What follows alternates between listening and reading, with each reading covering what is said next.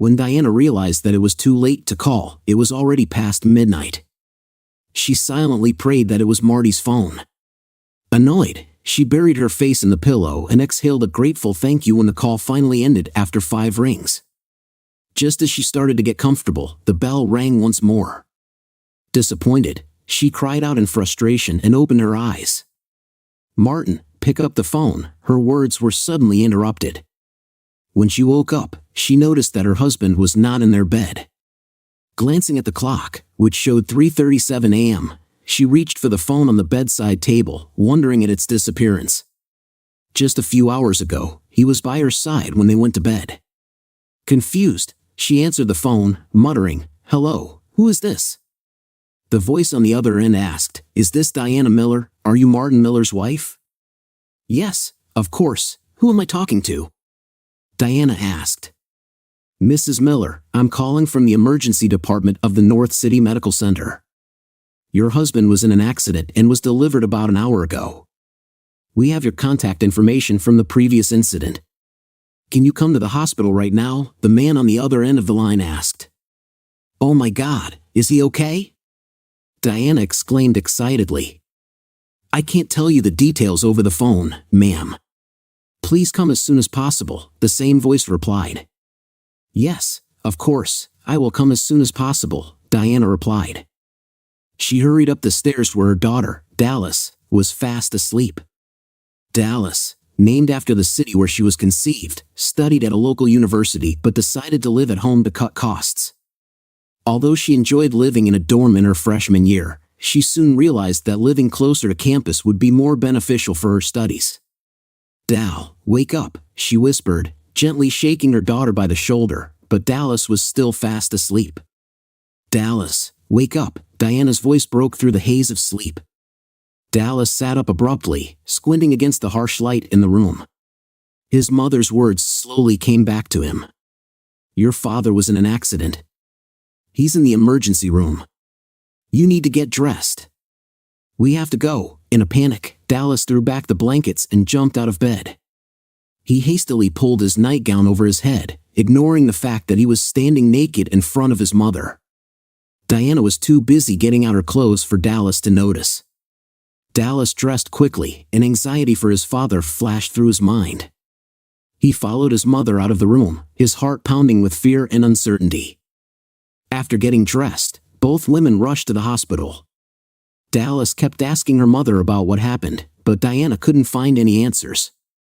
It seemed like the journey took forever, but in fact, with little traffic, it only took about 10 minutes. When they arrived, they were directed to Martin's room in the emergency department, where they were amazed by his appearance. He was heavily bandaged and did not react in any way to what was happening. Despite their grief, they were given papers to fill out. Even in times of grief, it is impossible to avoid bureaucratic procedures. Dallas pulled her chair closer to her father, seeking comfort in his presence. They sat in silence for about an hour before a man and a woman dressed in police uniforms entered the room. "Good evening, ma'am," the woman introduced herself, identifying herself as Officer Gail Stanton, with her partner Robert Hansen standing next to her. "We were the first to arrive at the scene. Is there any news about his condition?" Diana shook her head, her voice full of concern. "No one has told us anything yet, officer." "This is my daughter, Dallas," she added. The officers exchanged glances and then turned back to the family. "We need to ask you a few questions," Officer Stanton said softly. "I understand that now is not the right time, but it is important for the investigation. Can you clarify what your husband was doing outside at that time?" the officer asked. "Actually, he was at home with me, and we went to bed around 10 p.m. I didn't know he was gone until I got a call from the hospital," Officer Stanton asked Dallas. "Ma'am, can you confirm this?" "Yes, we watched a movie on TV, which ended at 10, and then everyone went to bed. I saw Dad go into Mom's bedroom," she replied. "Do you know which movie you watched?" the officer asked. "We watched an action movie with Keanu Reeves," the daughter replied. "Did he have to overcome many personal problems, maybe financial difficulties or marital problems?" the officer asked. "The usual problems that arise in marriage, nothing unusual." But I was puzzled as to why he left the house without warning me, Diana asked. Were the passengers of the other car injured? That's the point, Mrs. Miller, he replied. It was an isolated incident. 2 witnesses claimed that your husband's car was working normally before inexplicably accelerating and crashing into a large oak tree at the intersection of Highways 121 and 288. There were no signs of attempted braking, the officer said. Diana and Dallas were shocked by the officer's assumptions. Are you suggesting that my husband deliberately caused this accident? Diana asked. We need to inspect the car for mechanical malfunctions that could have caused the accident and also talk to your husband when he regains consciousness. This is definitely a possible factor that we are considering, the officer replied. Are you sure there weren't any problems with the car that you should have talked about? The officer asked. I assure you, my husband and I have a strong and loving relationship. I can't remember a single problem that could have caused the accident. I think it's just the result of him losing control or maybe falling asleep, especially considering the late hour. I'm sure there's a logical explanation for this, Diana replied. Diana's tears flowed uncontrollably, preventing her from finishing her sentence. Officer Stanton put one of her cards on the table, urging them to contact them if they remembered any additional information, and quietly left the hospital room. Dallas closed the door to Martin's room and turned to his mother with a questioning look. You didn't tell them. What's the matter? What is it? She asked. No, Dallas, I didn't, his mother replied when her tears subsided. This does not concern them and has nothing to do with the situation. Your father didn't mind. Maybe he'll bring it up when they talk to him. We can only wait and see. The following days dragged on for a very long time. Martin was still in a coma, hospitalized, and under the care of Diana and Dallas. They took turns keeping watch at his bedside, making sure that he was never left unattended. Diana contacted Martin's boss, explained the situation to him, and informed him about Martin's absence from work. The accident happened on Saturday evening, and it was only on Wednesday morning that Martin began to recover. By noon, his eyes had opened, although he still couldn't fully focus. Diana, who was next to him, noticed this change and went to his bed to calm him down. A minute later, a nurse burst into the room, alerted that the monitor showed that the patient was waking up. Diana moved away to give the nurse the opportunity to take care of Martin. Soon, his condition began to improve more. Doctors entered the room to assess Martin's condition.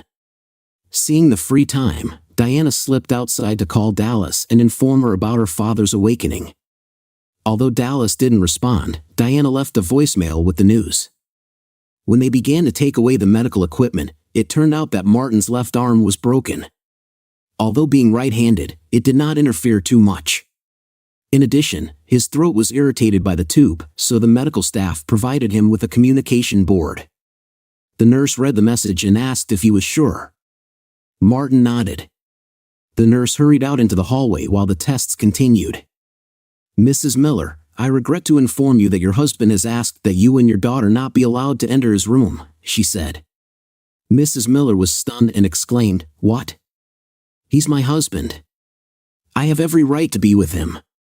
I understand, Mrs. Miller, but the patient's wishes come first, the nurse explained. Please let me talk to him. We can sort this out. Diana tried to squeeze past the nurse, but to no avail. In desperation, she had to scream, Martin. Martin, please talk to me. What's going on? The nurse interrupted her, scolding her for interfering with other patients. Mrs. Miller, please stop shouting.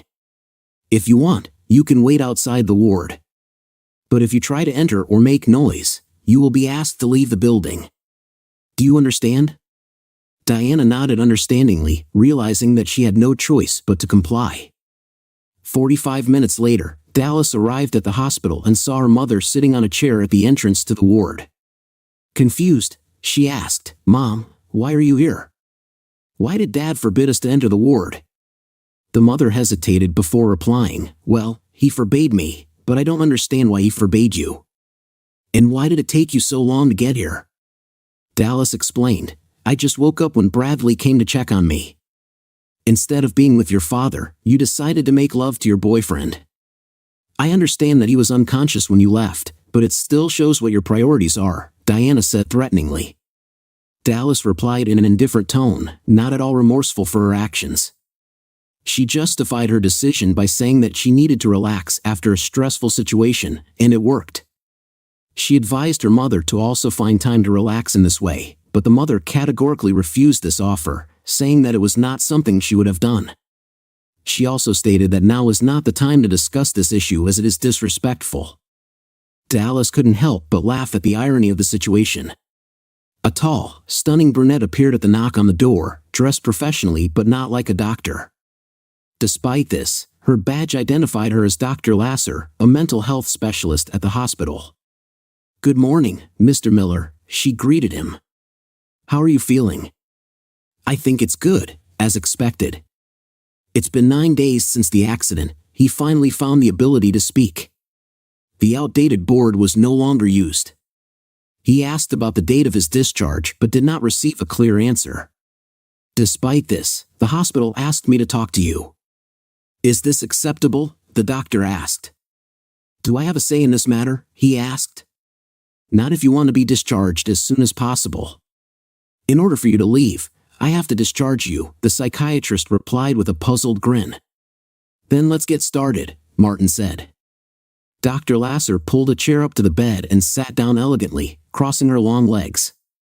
After a few minutes of looking through the papers, the doctor spoke. "So, it looks like you were hospitalized a little over a week ago after an accident with a large tree. I also noticed that you asked your wife and daughter not to visit you, and this leads me to believe that there may be some connection between these two events." Martin nodded. "Back. She cheated on me," he confessed. The nurse sighed, acknowledging that infidelity unfortunately is common but rarely leads to such extreme measures. "Is there anything else in this story?" "What is it?" she asked. Martin sat in silence for what seemed like an eternity. The last thing he wanted to do was open up about his feelings, especially to a beautiful woman like Dr. Lasser. He wished he had an older male therapist he could trust, but Dr. Lasser remained calm and understanding, giving him a chance to collect his thoughts. Finally, after what seemed like an eternity, Martin found the courage to speak. "I think I was depressed," he admitted quietly. "There was no official diagnosis, but I just felt good. Probably lost. I haven't had the desire to engage in intimacy for over a year." Martin said. "It all started after that incident, right?" the doctor asked. She probably knew about his medical history. She probably had access to all the records. She just wanted him to admit it, to tell the truth. "It wasn't even an accident. I was a passenger in the back seat when we were hit from behind. My boss was in the front passenger seat, and his boss was driving. There were no airbags to protect us," he began. "I didn't expect to get such severe damage, but unfortunately, it happened. I accidentally hit my head on the seat in front of me, which I believe was the cause of the injury, according to the report I received. A blow to the head and a slight concussion. Despite numerous tests and medications, the doctors were unable to give a clear explanation for my condition. It seems that a part of my brain has been damaged, as a result of which I cannot achieve arousal. In general, my wife became dissatisfied with our intimate life, which eventually led to her having an affair. This situation had been wearing me out for 7 or 8 months before the events of that evening happened. We tried to solve our problems in other ways, but in the end, it wasn't enough. I know that there are certain types of assistants who can help in situations like this. I've already had the experience of intimacy, although I admit I'm a little embarrassed to talk about it. At first, we hoped that everything would work out and fantasized about spending the whole weekend in bed together, enjoying each other's company. Unfortunately, this never happened. In the end, she began to seek satisfaction elsewhere without telling me in advance. I only found out about it when I unexpectedly returned from work ahead of time. It may seem like a platitude, but it was a shocking revelation. She was at home not only with her lover but also with my daughter and her boyfriend. There was disbelief in Dr. Lasser's voice when she asked, "Did they do this together?" Fortunately, no. Diana and Bill were in the bedroom, and Dallas and Brad were in the living room. That's how I found out about my wife's infidelity and that my daughter was aware of it and didn't seem to mind it, he replied. That was the reason you forbade your daughter from visiting you, right? She asked. Yes. Oh, and if I haven't mentioned it before, Bill is Brad's father. We met him by chance as the father of our daughter's boyfriend. Later it turned out that it was our daughter who recommended Bill to her mother. This revelation came as a surprise to me, he said. Have I discussed this situation with them? Not quite. I was thinking of approaching Diana, but I have already witnessed more of my daughter's personal life than I would like, so I decided to leave. The explanation that followed was not at all what I expected, he said. She regretted that I was aware of the situation but stressed that if I could not meet her needs, then she would have to look for a permanent partner. She preferred to have someone by her side all the time rather than being in constant search of a new partner. Bill, who was single and had similar needs, became her chosen one. What could I do in response? Indeed, I couldn't give her what she needed in terms of physical intimacy. It wasn't her fault, and she was just doing what was necessary for her own well-being. If she had hypothetically asked you about it beforehand, would you have answered yes? The doctor asked. I've been thinking about this question for a long, long time, torn between my love for her and my own happiness. In the end, I realized that I couldn't go through with it. We made vows and promises, including a commitment to support each other in sickness and in health. I couldn't betray her, and I couldn't accept the thought that she would do the same to me, he replied. Despite this, did she continue to date him? The doctor asked. Now that I found out about it, she turned out to be less restrained. I can't say for sure if she started doing it more often because I didn't know how often it happened before, but it used to happen only during the day when I was at work. Now, that includes weekend shopping, some of which she obviously spent with Bill, he replied. It must have been difficult, the doctor asked knowingly. It doesn't even come close to describing the situation, and yet I felt powerless to do anything. She deserved a full-fledged intimate life, but I couldn't handle it. The weight of it was suffocating me. Let me tell you about the evening of the accident. The whole family gathered to watch a movie on TV. I tried to hide my heartache by keeping her locked up. It seemed to me that it was better not to burden Diana and Dallas with their worries. As they exchanged kisses and hugs before going to bed, I received a simple good night from Dallas. At that moment, I realized that she had lost all respect for me as a father and a man. It was hard to blame her for such actions, considering that I didn't think too highly of myself either. Like Diana, I went to bed as usual. The monotony of what was happening was almost suffocating. Every evening, everything happened the same way. As soon as Diana fell asleep, I dressed quietly, took my wallet and keys, and went upstairs to check on Dallas. When I saw that she was sleeping peacefully, I kissed her and said goodbye. And then, I went to the car. As I got into the driver's seat, I couldn't help but notice the airbags, a reminder that there is protective equipment in the car. I believe that if the blow was strong enough, nothing would change. I didn't have a definite plan. I just drove aimlessly around the neighborhood. When I first came across a large oak tree, I noticed the absence of obstacles and a clear path. After circling around him once more, I headed towards him. The man finished his story. They sat in silence for a few moments, each replaying his story in his head. Finally, the doctor broke the silence. Mr. Miller, I appreciate your openness and honesty with me.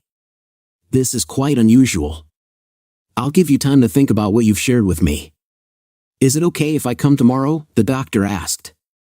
I'm not going anywhere, he replied with a touch of sarcasm. They shook hands, and Dr. Lasser left the room. Martin took his phone, which he had left at home earlier in the evening and which Diana had kindly brought to him despite his protests, and replied to numerous messages and emails. He also informed his boss about the latest developments. Finally, he closed his eyes and tried to rest for a while. When Diana returned home, she tried her best to keep her composure. She couldn't shake the feeling that Marty didn't mind her meeting Bill, as if he allowed it as a sign of his love for her. At first, Diana considered what had happened to be a simple accident. But as doubts crept into her soul, her confidence wavered. She was afraid that the authorities might question her husband, fearing that he would reveal details of her relationship with Bill. The police did not contact her again, deciding that extramarital contact was technically not a crime. Perhaps they decided it was an accident and closed the case. Anyway, she didn't care. And if there was, she couldn't remember. And she certainly wasn't going to refrain from physical intimacy just because someone had falsely accused her husband's boss. This was not the life she had agreed to, and she certainly wasn't going to agree to it right now. When Martin returned home, she decided that she would be more attentive to his feelings and more restrained in dealing with Bill. But she wasn't going to give up. The next morning, Dr. Lasser came as promised. Martin noted the changes in the doctor's appearance, but unfortunately, Marty remained withdrawn. "How are you feeling this morning, Mr. Miller?" Dr. Lasser asked. "Nothing has changed since yesterday, doctor. I'm ready to go home, but it looks like the decision is in your hands," Martin said. "Well, at least partially. Unfortunately, according to state law, you must be detained for 72 hours. The countdown started with yesterday's conversation, so we have a couple more days. But the food here is not too terrible," they giggled together. "I'm glad to see that you don't lose your sense of humor," she remarked. "Me too," came the reply. "It has been quite a long time, or rather several months, since I really felt like myself. I used to be quite a joker and often got on Dallas's nerves with my antics." He replied, "Have you had any disturbing thoughts lately?" "Maybe there are some hidden dark corners in your mind that we have yet to explore," the doctor asked. "You see, Doc, everything has changed. I've been struggling with feelings of depression for a year now, but recently, those feelings have changed. Now, instead of sadness, I am filled with anger and disappointment. I feel that Diana and Dallas have let me down, especially Diana. But first of all, I am disappointed in myself for not showing self-control and not letting my wife know that her behavior is unacceptable. Will I take a position now? Definitely. Although the idea of divorce is very tempting, I am aware of my role in making it happen. If she agrees to end her relationship with Bill, I am ready to go to a psychologist and work on restoring our marriage," he said. "I have to pay tribute to your tenacity, Mr. Miller. It is not often that I witness such an amazing transformation in such a short period of time," the doctor noted. "During the time that I spent here, lying down before our meeting, I had enough opportunities to reflect on my thoughts. I am grateful for the chance you gave me to share them with someone, which allowed me to clarify and organize my thoughts," he replied. "Your behavior in this situation was truly outstanding, Mr. Miller. That's why I decided to end our conversation for today. I'll drop by tomorrow for a final conversation, but I don't see any reason why you can't leave as planned," she concluded. "I can't wait for this, Doc," he replied. Marty knew that if he wanted change, he had to start by acting like change was inevitable. The airbags proved to be extremely effective and exceeded Marty's expectations. The most difficult aspect of the accident was the concussion he received, which required a long rest in a dark, quiet room. Turning off the TV and turning on calm music, Marty's wife and daughter surrounded him with care and attention. Everything went smoothly for a little over a week until Diana suddenly announced that she needed to go shopping. "No, Martin," he replied calmly. "What do you mean, no?" Diana asked in disbelief. "There are basic necessities, including your healing creams. Make a list for Dallas to go in your place," Marty ordered. "Why are you dragging me into this, Dad? I already have plans for a meeting with Bradley," Diana protested. "Well, then you have extra motivation to make purchases faster, don't you?" Marty replied. When Diana reluctantly started making a list, "This is hilarious, Martin. You can't just barge in here and disrupt everything. Dallas and I have our own rules, and only I go to the store, period," Diana replied. "Do you really think I'm naive, Diana?" he asked. "Naive? No, Marty, that's not what I meant. Why are you suddenly doubting me?" she asked indignantly. "Do you really think I don't understand that these grocery shopping trips are just an excuse to see Bill?" he sarcastically remarked. "I've never come home without groceries yet, Martin," Diana replied angrily. "Of course, it's a great alibi, but you've been away too long, and I see right through you," Marty summed up. "When you avoid looking me in the eye, when your outfits don't seem right to you, when your makeup looks a little wrong, it means that something has changed," he said. The time spent with Bill was a thing of the past, and Diana's shocked expression only emphasized this fact. Marty continued. At that moment, Dallas couldn't help but feel a newfound respect for her father. "Marty, please, we've already talked about this," she pleaded. "I will try to be more careful in the future. I think I was being too casual. But I'm not going to let that stop me.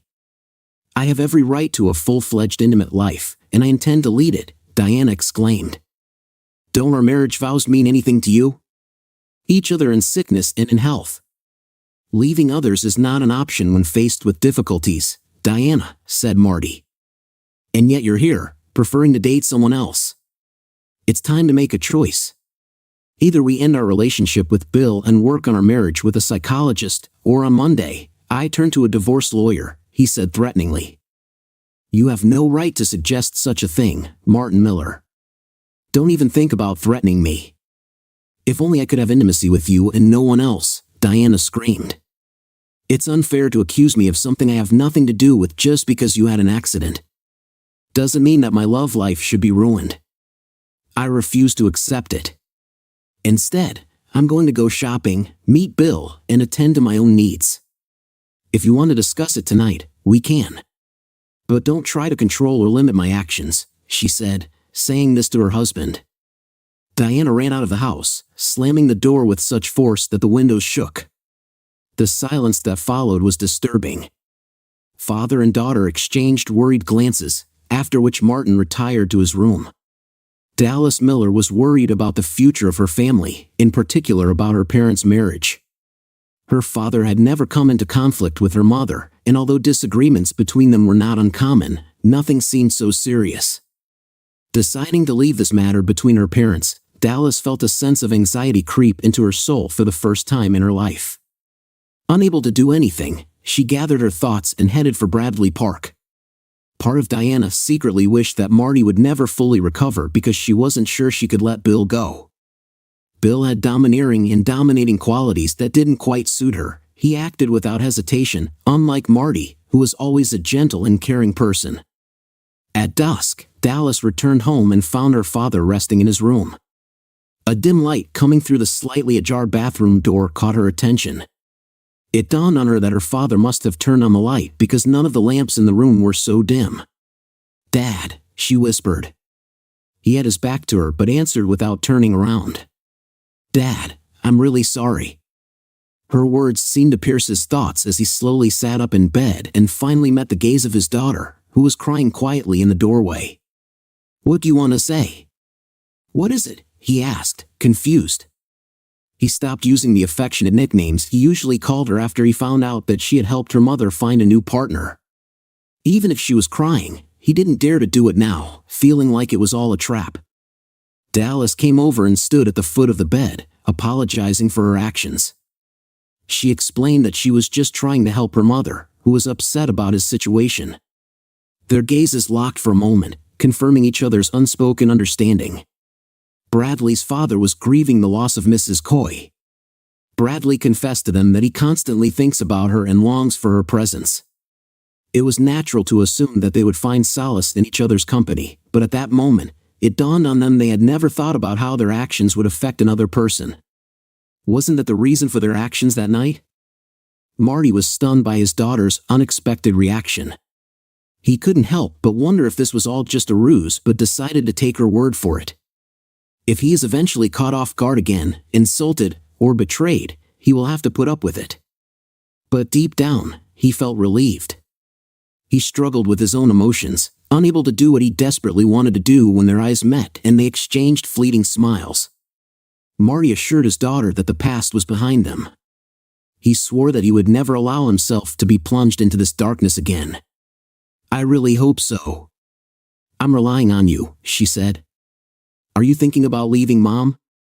Dallas asked. "I haven't made a final decision yet, dear, but it seems inevitable if she doesn't break up with Bill. Let's keep this between us." "She has to change on her own, not because she is forced to," Martin said. "Okay, Dad. I'm going upstairs." "Oh, I broke off my relationship with Bradley today." Marty tried his best to hide a smile. He had never approved of this guy, and it was amazing to hear that she had fallen in love with him. Why? Marty asked, intrigued by the sudden confession. Dallas started to explain but then hesitated, searching for the right words. Because my dad once told me that Bradley wasn't good enough for me, and now I see that he was right. I realized that my father was right in many ways. A grin spread across Marty's face when he saw his daughter growing up in front of his eyes. Dallas walked up to her father and hugged him tightly. In a moment of awareness and gratitude, it dawned on them that these hugs were the first in a long time. Eventually, they let go of each other, exchanging smiles, and Marty watched as Dallas quietly left the room and headed upstairs. As soon as Marty heard the click with which the car closed from the outside, the warm feelings that had gripped him disappeared. He lay down again, closing his eyes. Soon, Diana came into the bedroom, having taken a shower at Bill's. Marty advised her to come back after the shower so she wouldn't smell like another man. "Can you help with the groceries?" he asked. "What is it?" she asked. Marty jokingly replied, "Are there any products there at all?" "Yes, Marty. I told you I was going grocery shopping, and I went," she replied. Marty took the bags out of the car and put them on the table, noticing that there were no chilled or frozen foods in them. He found a receipt with a timestamp indicating that she had left the store almost 2 hours ago. Marty realized that she had been shopping before meeting Bill. Despite the fact that he had expected this, the evidence he saw still amazed him. He silently put away his things and retired to the bedroom, wondering if it was worth investigating the situation. Diana had made her plans clear, and now he had to decide what to do. Something had to be changed. "Do you want to discuss this further?" his wife asked. It was obvious from her tone that she did not believe that this would change anything. "No, Diana, you've made your position clear," he replied. Diana gave up. She treasured her husband and did not want to lose him. He was not only her spouse but also the closest person she loved to spend time with the most. Given the circumstances, she did not think that seeking her own intimate satisfaction was the right decision. Diana knew there was going to be a problem, and she wanted Marty to come to his senses and see it too. She nodded in satisfaction and went to the closet to choose an outfit. She was thinking about resuming intimacy with the husband she missed so much, but today was not the right time. When she was getting ready for bed, Marty was already asleep, or at least that's what she thought. Diana was furious when the divorce papers were filed. Marty, being prudent, sent them home and stayed with Dallas, staying in the guest room upstairs next to Dallas's room. Despite the fact that Diana was against the divorce, Marty hired a fierce lawyer who put a lot of effort into defending his interests. Anticipating Diana's next move, Marty took precautions and decided to be prepared for any further attempts on her part. The consultations began the same week the paperwork was filed, and Marty turned to a reputable psychologist. The psychologist confirmed that Marty was no longer at risk, and the judge agreed with him.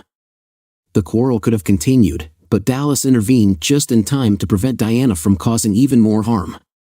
Dallas reminded her mother that Diana's needs should not be above the vows and promises she made. Life is not always fair, but sometimes the right things win out. She had to support her husband and endure his suffering by his side. Dallas stressed that any further resistance would permanently destroy their potential mother-daughter relationship. Diana, faced with the prospect of losing both her husband and daughter, was forced to abandon her objections to the divorce. Their house was sold, and Marty agreed to pay child support for several years, hoping that the court would appoint them regardless. Diana found a 2-bedroom apartment near her work and moved into it after the divorce was finalized 8 months later. Martin was able to work full-time, but the bitterness of the divorce remained. Bill made it clear that his relationship with Diana was over. It turned out that he had several other women, which made Diana lose her attractiveness now that she was no longer married. Dallas continued to split time between both parents while attending college. Over time, Diana began to pose as a victim and continued to blame Marty for the divorce. Once again, Dallas heard from her mother that if only Marty had been more understanding. She raised her voice at her mother, doubting that she was thinking about their father's feelings. Marty entered the dimly lit club around 10 o'clock on Friday evening, seeking to escape from the confined space of his house. He was just looking for a brief moment of pleasure. After ordering a rum and coke at the bar, he looked around the room and noticed a woman at the opposite end who seemed familiar to him, but he could not remember where he had seen her before. She was sitting with an almost empty glass of wine in front of her, her dark brown hair cascading down her back, her dress barely covering her breasts. Marty studied her carefully, and memories came flooding back. A smile played on his lips as he raised his glass and walked towards her. As he approached her, she raised her head and met his gaze. "Dr. Lasser?" he asked uncertainly. She looked into his eyes and studied his face for a while before showing signs of recognition. Marty began to doubt himself, wondering if he had mistaken her for someone else. "I'm leaving Dr. Lasser in the hospital in the real world." "My name is Vicky," she replied. "It's been a long time, and I'm sure you communicate with more patients than I do with experienced psychologists," she joked. "I remember names better than faces," she replied.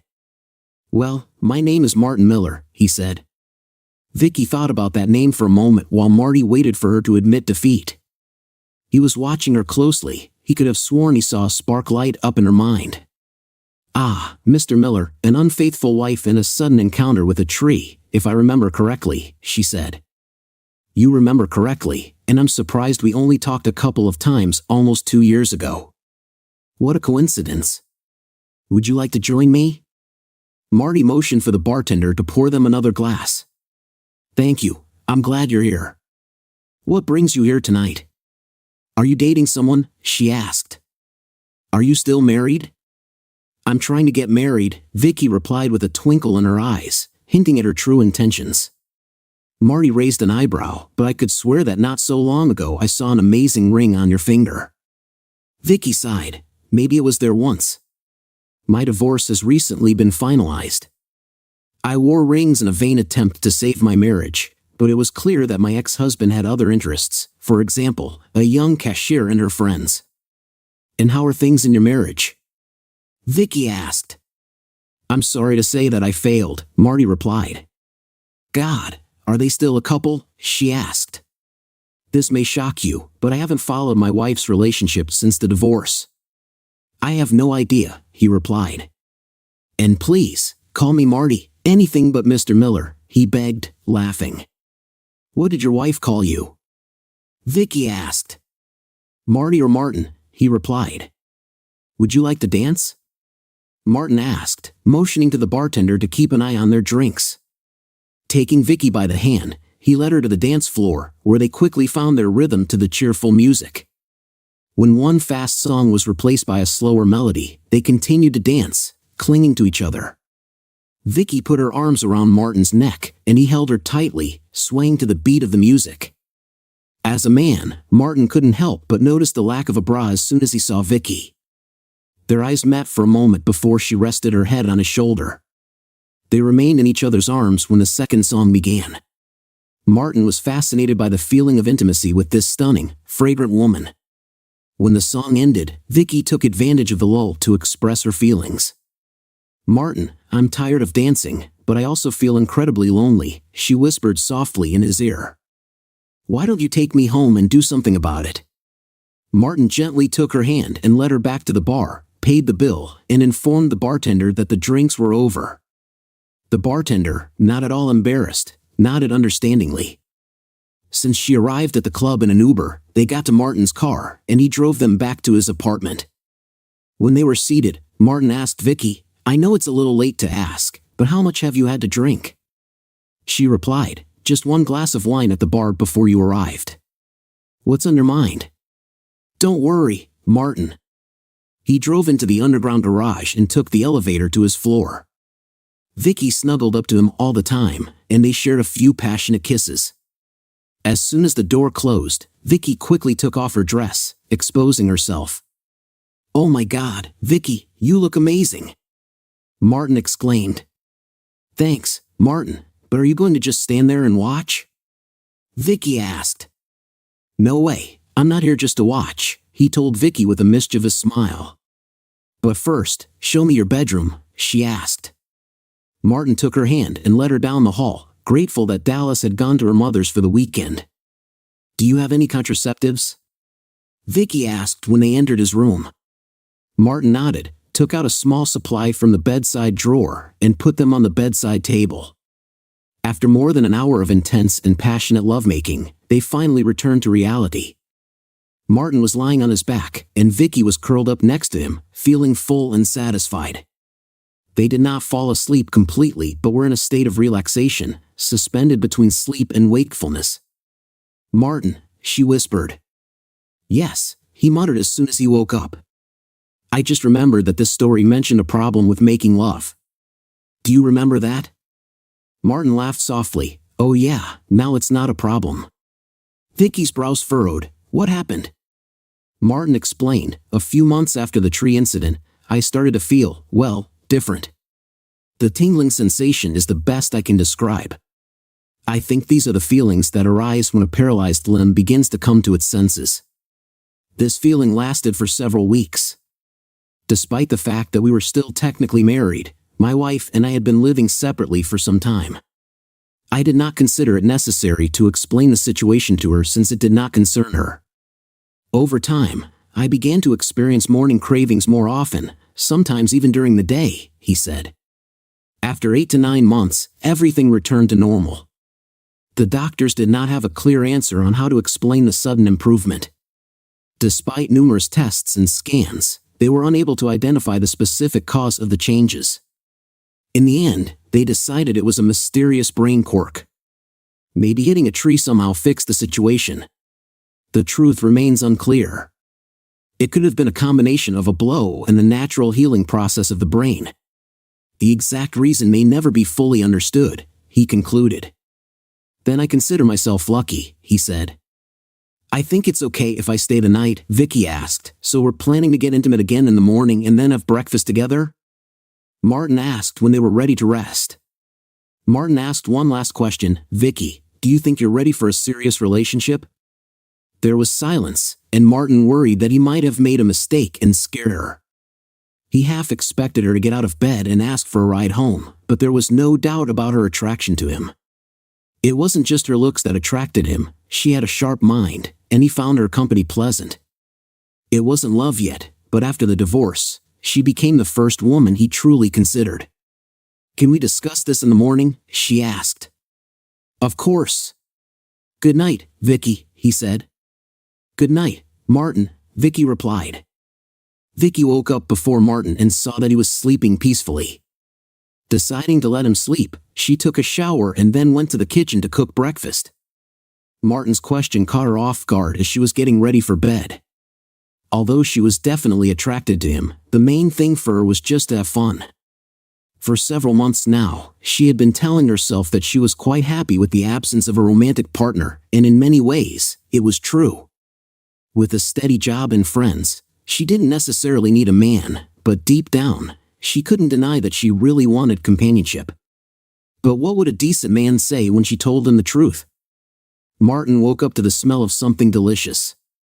He went into the kitchen and saw Vicky in the shirt he had worn the day before and an apron. "I was going to make you breakfast," she said. "It's too late," Martin replied with a smile. "Well, you can invite me to lunch instead," Vicky suggested.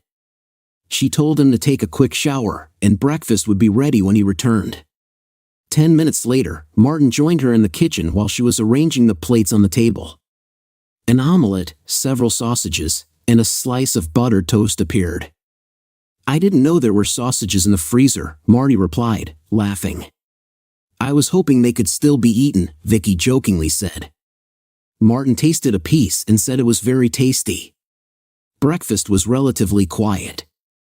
Martin tidied up the kitchen while Vicky kindly cooked. They made small talk until they finished eating and loaded everything into the dishwasher. He looked at Vicky and asked, "Are you ready to talk?" She hesitated for a moment before answering, "Mostly listen." "Vicky," he began, "I don't want to complicate the situation or invade your privacy. If you only want a physical relationship, I'll understand. You don't owe me anything." She nodded in agreement. "I just need to talk to you about something. Can we do this in the bedroom?" "I feel calmer there." They entered, twined their fingers, and went into the bedroom, where they sat opposite each other on the bed. Vicky squeezed Martin's hands tightly. "Martin, Despite the fact that we met in person only last night, I already consider you a wonderful person, and I really like you. But I have to tell you something important," she began. "I told you that my husband left me for a younger woman, and it's true. But the real reason he left is that I can't have children. He wanted to have his own family and didn't want to consider adoption. That's why he left in search of someone who can give him the desired children. He considered the absence of his own children to be a manifestation of inadequacy, and me to be its cause. As for his feelings after the divorce, I can't say for sure," Vicky finished sadly. "I'm already over 40. I have an adult daughter, so having children is not a hindrance for me," Martin replied. "It's nice to hear that. I also want to be honest about what I'm not proud of. After the divorce, I was overcome by a feeling of self-doubt. I was getting old, and my husband had just left me for a woman almost half my age," Vicky began to explain. "I'm 37 years old, if you're interested," she said cheerfully. The thought crossed his mind, but he never brought it up. They both laughed a little. I also felt a sense of incompleteness, if that makes sense. To be honest, I didn't feel like a real woman. How could I be considered a woman if I couldn't bear children? Vicky continued. I understand the skepticism, but that's how I really felt at that moment. And then, I decided to prove my femininity, Vicky continued. If I couldn't satisfy my desire to have children, I decided to satisfy my desire to please men, often strangers. I adopted the image of a femme fatale and never refused an invitation to go home with someone who interested me. This went on for several months until I realized that it was harmful and sought help from a psychotherapist. Despite this, I continued to behave in this way, although not so often, until I reached a tipping point when I was able to free myself from it. Have you been doing something like this? She asked. He tried not to make any judgments and didn't want her to feel judged too, but last night, she was undoubtedly as alert as a cougar. It was a fact. As a woman, I have needs, and sometimes I go outside to satisfy them. But now, I have become pickier in my choices, she explained. There were many times when I returned home alone and took the situation into my own hands, she said. I suppose I should be grateful that I meet your standards, Martin said. Martin, I really appreciate the time we spent together, and I appreciate your honesty. I would like to continue our relationship, but I want to be honest about my past experiences. I have recently been tested, and fortunately, all the results were negative. Currently, I do not use contraceptives, but if necessary, I can provide a certificate from my doctor. I think it would be nice for both of us to get tested and commit to being the only one for each other, Vicky said, and the words flew out of her mouth in a hurry. Martin sat in thoughtful silence for a few moments, making Vicky feel anxious and at the same time hopeful for his answer. We are becoming more and more familiar, and it can be difficult to open up to someone new, but I decided to take a chance and open myself up. I am grateful that I did this because now I have found a person who truly understands me and makes me happy. Thank you for sharing your story with me, Vicky, he replied. Many women experience a decrease in interest in sexual intercourse and prefer asexual forms of attachment. I thought that I would have to look for a woman much older than myself or wait a few years to find someone who would share my desires. When my libido recovered and everything seemed to be back to normal, I still didn't feel the best. I felt pressure to prove my masculinity by pursuing women for physical intimacy. I candidly shared that I used to have a pretty high opinion of myself and considered myself quite a ladies' man. I was no more selective than anyone else. I've had a lot of women, I've had casual relationships without much thought. But in the end, my luck ran out when I caught an unpleasant illness, and I had to admit to the doctor that I didn't even know the names of my intimate partners. While undergoing therapy, I began to think about my actions and behavior. I haven't had an intimate relationship with a woman without protection for a long time, but I'm ready to take the test and commit to being the only one. Well, shall we try? Vicky asked, blinking her eyes, as she already knew the answer. I'm sure we'll try, Martin replied to her rhetorical question. By lunchtime, Martin had run out of protective equipment. The expected meeting with Diana occurred after Martin and Vicky had been dating for about 3 months. Vicky and Dallas had a strong relationship, and they got along great. Although Marty and Vicky had their own house, they practically lived together, and it was clear to everyone that marriage was not far off. They decided to go to a club designed for a more adult audience, where a DJ played tunes, and the atmosphere was conducive to intimate conversations at tables. Martin and Vicky chatted animatedly while sipping drinks and enjoying each other's company. The evening started off just fine. Vicky was surprised when Martin's smile disappeared, and his gaze shifted to her curiously. She followed his gaze and saw Diana approaching their table. Martin's expression turned neutral as Diana's face lit up with a grin. Despite the passage of time, Diana still retained the bitterness of their divorce and was sure that she had done nothing wrong. Satisfying her intimate needs with another man when her husband couldn't satisfy them didn't make her feel guilty. Therefore, when she approached the table, her intentions were far from friendly. "Marty, I'm so glad to see you," Diana said, sarcasm in her tone. "Diana, this is Vicky. Vicky, Diana is my ex-wife." Martin reluctantly introduced them, wishing he didn't have to do this. "Nice to meet you, Diana," Vicky said. "I must admit, I haven't heard anything about you," Vicky replied politely. Diana's response was full of bitterness as she reminded him of their previous divorce. "Yes, we got divorced. It's been over a year." "My life is no longer your concern," Martin stated firmly, hinting that she should leave them alone. Diana quickly apologized, admitting that she didn't want to interrupt their date. But then she added, "Vicky, I have to tell you something." "What?" Vicky asked, looking at Martin and then returning her attention to Diana. "I would not recommend that you continue to communicate with him. We broke up because he couldn't satisfy me in pastels anymore." Martin stared at Vicky, waiting for her answer. Vicky stifled a laugh and raised her eyebrows at Martin in disbelief. "Is it true? You've never talked about it?" she asked. Martin just shrugged, letting Vicky take the lead in their conversation. Diana believed that she had managed to destroy Marty's relationship as he had destroyed it with Bill. She was sure she had the upper hand, but her joy was fleeting. Remembering a recent meeting, she realized that what she had mistaken for a wish was actually something completely different. Her smile faded quickly when she saw Vicky and Martin exchange knowing glances.